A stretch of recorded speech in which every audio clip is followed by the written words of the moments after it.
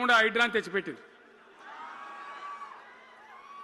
దానికి ఆ హైడ్రాకు ఆ పిసిసి ప్రెసిడెంట్ అని ఉంటాడు ఆయన, కాంగ్రెస్ కమిటీ అధ్యక్షుడు, ఆయన నిజామాబాద్లో పోయి చెప్తుండు, హైదరాబాద్లో హైడ్రా, నిజామాబాద్ కూడా తెత్తాం బిడ్డ, నిజామాబాద్లో నిడ్రా, రేపు జగిత్యాలలో కూడా జిడ్రా అంటాడు. ఇక అది ఏం కావాలి?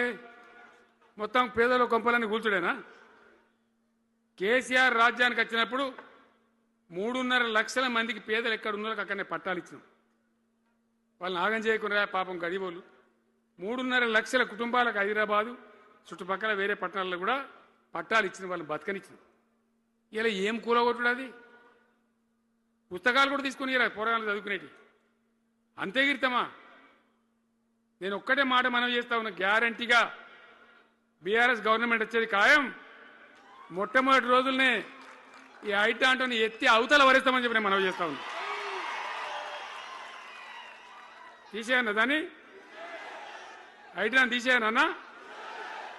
పక్క మాటనా?